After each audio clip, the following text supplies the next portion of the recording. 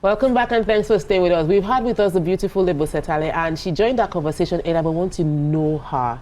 And so we're coming to you. How did you, your CV is rich in experience, academically. What's driving you to study the way you've studied and explore the fields that you've explored so far? Okay. All right, so first of all, I'm the first child of my family. And you know our parents are with the firstborns. They don't sleep. So with that, I would say my parents' guidance, shout out to my mom and my dad, because they did a fantastic one. So the foundation was there. And, and then I also have this drive, I have 4 lovely younger ones. And I do not want them to, fall or fail. So it's important that I become responsibility. Yes, thank you. That's firstborn cross they call, right? So I do not want them to go into a different part. I'm always intentional about goals, aspiration, and I like to say or refer to myself as jack of all trades, because I believe that whatever I put my mind to has to be a success. So I think that's a driving factor for me. All right, so you do so much with community service.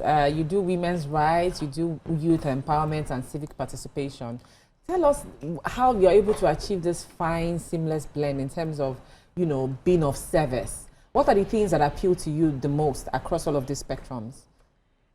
First of all, I am passionate. I think that's my first love about humanity. First, that's my first love, my passion.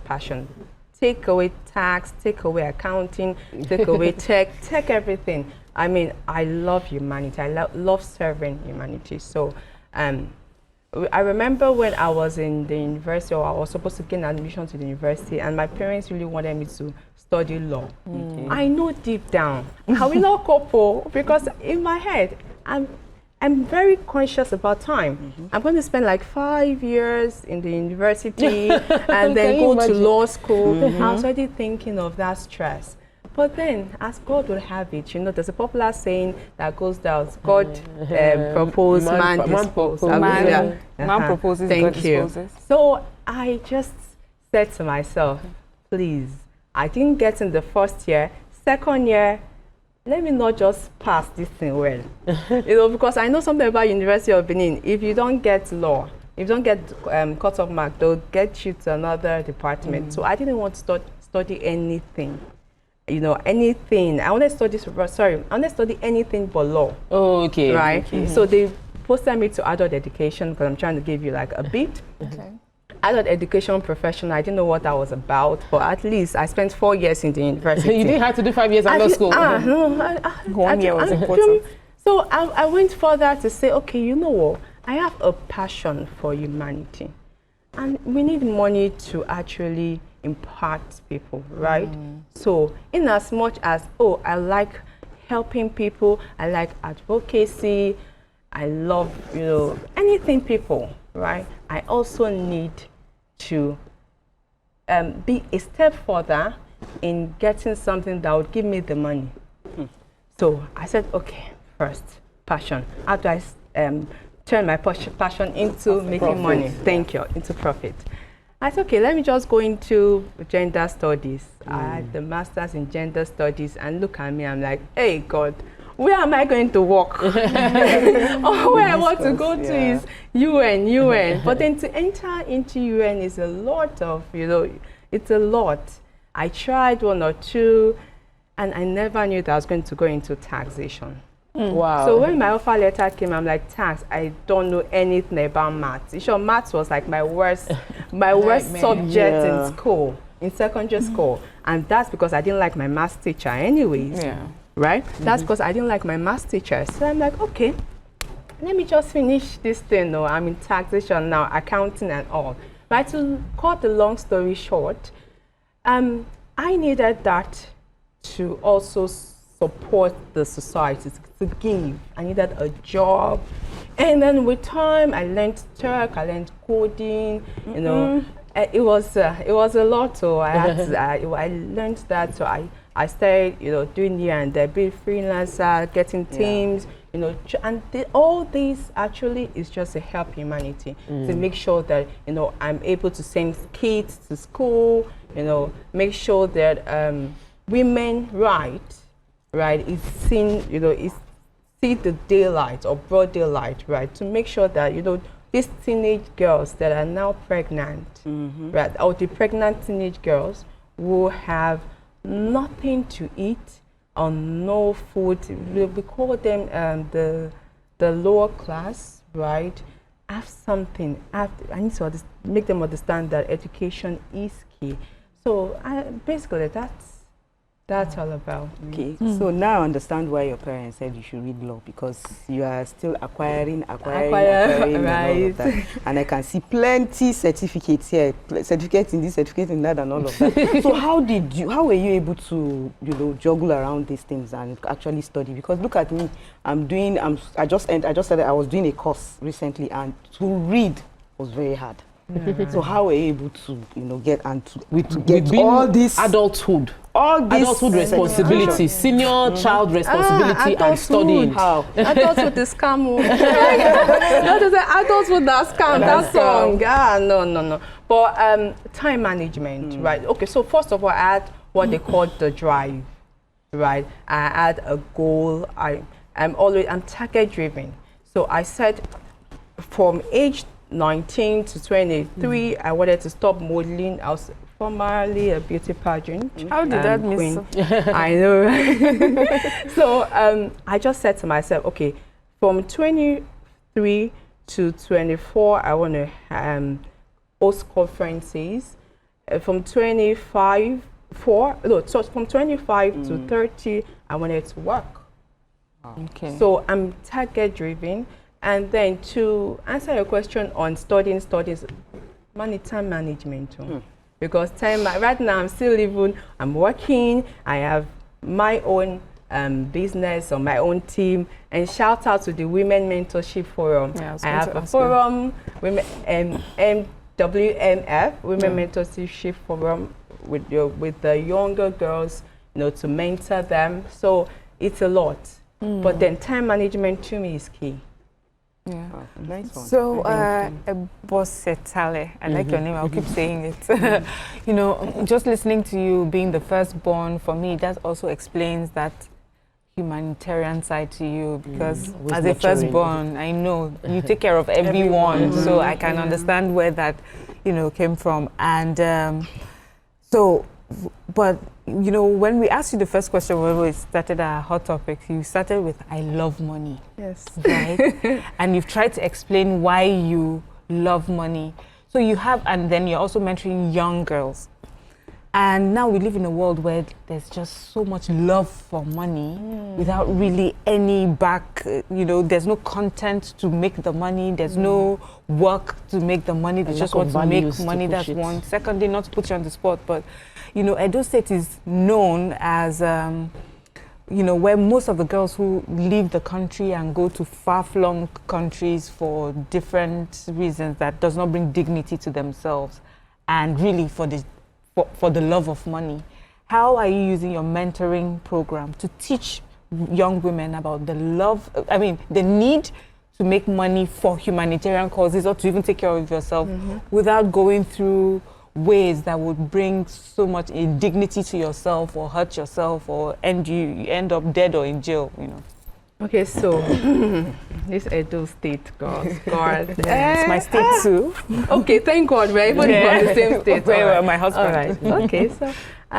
Okay, so I think the first thing we should ask ourselves is, why are these girls traveling? It's in search of a better life, right? So it is not bad that we as ladies search for a better life. It's how, thank you, it's how we do it. And we also know that it's a man's world. You want to get a job, you want to get a contract, you see a man, telling you, scratch my back, I scratch your back. I know it's hard, it's tough. I tell people, it's tough to be a woman. I tease my colleagues at work and I say, you men, you guys are having it so easy. And they say, why? I'm like, see, you know what we go through from the monthly flows, the monthly pain, period pain. If you experience some, to childbirth, to it's a lot. Hormonal change, you know. Because I was having a conversation with my friend. She said she's turning 50, and then she's feeling a type of weight that is affecting her self-esteem. Because I'm 50, I'm not married. The society expects so much from us, right? But then let's not deviate. Back to your question, right? The Women Mentorship Forum, right, for example, which I'm the founder for, it's just a safe space, right? It's a safe space for younger women to talk to the older ones. You know, this is what I go through in life. We're there to listen. I says, I'm so young anyways. You are. I'm very young. If I tell people, even at my 70, I'll tell you, please, I'm coming 18. Sweet 18. Yeah. So, you know, it's a platform where the younger ones can say to us, you know, you've been through this space, or we've been through this journey before. How do I navigate? Thank you. And mentorship is interesting, right? But you have to be intentional. If you do not have passion for being a mentor, you cannot mentor. Never. You have to create time. You have to also open your arms and hearts to these younger ones and say, you know what? Truly, when I was 18, I don't know what I want to become. I never figured it out. Right now, I'm still trying to figure my path. So true. Right? Yes. So with time, with space, with opportunity, with experience, you know what you want to do. So it's also important that we also teach our younger ones, our teenage girls, the importance of value and how do you make money, because you can make money without you can't. So it's important that we keep telling them. I think it's a very valid conversation, and I'm happy that you're using your own story and creating a community to champion that cause, because we need to have more people see that there's wealth creation outside losing your morals. There's wealth creation in legitimate work. And all you just need is a bit more mentorship and knowledge on that part. Well, I know that you haven't asked her any question. No, so I just wanted you have to share some stories, because you know it's always very interesting when the work that you do has a human face to it, that people, it's palpable, that people can see and touch and relate with. Would you like to share any stories or experiences in all your years of? You know, I wanted to ask her about the pageant. I mean, where are you guys going? Let's go back. She's a really pretty person. Tell us about how. Yeah, Ma'am, I'm just thinking about the question. True. Thank you for taking us there, because usually pageantry is full of you having to, you know, deal with all of stuff, and you're having to put yourself out there. How did you navigate that and still maintain? And you're such a good-looking person, so You're taking me to the pageant days. Some memories. Well, I tried as much as possible. Okay, first of all, you need to know what you stand for. Okay, you just need to know why you're here. What do I want? If you don't know that, then you can get easily swayed. So it's very important that you know. So I knew why I was there. I knew my purpose. I knew my goal. Like I said before, now that I'm title driven. I knew I was not going to stay in the pageant world for a long time. So there's no need now, right? There's no need, because if I'm telling you, I want my But how did you get in there? Okay, so were you walking down the street and then one photographer saw you and was like, woo, you look... have the height and the features. Not really. Okay, so when I was 19, I was still in school then, I saw an advert. My neighbor actually saw an advert, Miss ITV and beauty pageant, blah, blah, blah. And she was like, come attend this thing now. And I'm like, okay, I'm not sure, I don't know, I don't feel like, you know, I'm tall enough at that time now. I'm not so tall, I'm not 6 feet. So I told her, I'm not sure I'm tall enough. I said, no, try it out. And then I bought the form, and boom, I was so surprised though. I won, like based on merit, because it was top 10. After top 10, we had a knockout question. So, you know, okay, I think after top 10 was top 5, then we had a knockout session. That's how I won. So I won my first car at 19. And then since then, thank you. And since then, you know, I went for Miss Nigeria. 2016 came out top 10. I didn't win, no. But it's okay. I had the experience and all. Then I went for Miss Polo International. A bit controversial, you know, because at that point, you know, the organizers, let's just leave it at that. You understand? Yes. But then that was like it for me. After that incident, I said, okay, you know what? It's time to retire at 23. I love that. I love the level of maturity that, and we're out of time. You know, your story shows responsibility, it shows discipline, it shows consistency, and it shows impact. And I really want to celebrate you, Ebosetale. Thank you so much for Ebosetale. Thank you so much for all that you do for humanity. You know, you started by saying, I want to do this for humanity, but you don't know that just by sharing your story now, especially your story with the pageantry, you've helped somebody to walk away, because you walked away from pageantry and you haven't suffered for it. You've actually been able to move on to other things. And some people feel like, let me just pay the price because of what I want to get. Don't. If there's anything you've learned, there are legitimate ways to make money. Find a mentor, someone who is doing well, that you can walk in there, learn from them, serve and grow from there. Thank you so much again for joining. Thank you, ladies. So tomorrow will be Friday. That's all we can take on the show today. See you tomorrow. Bye.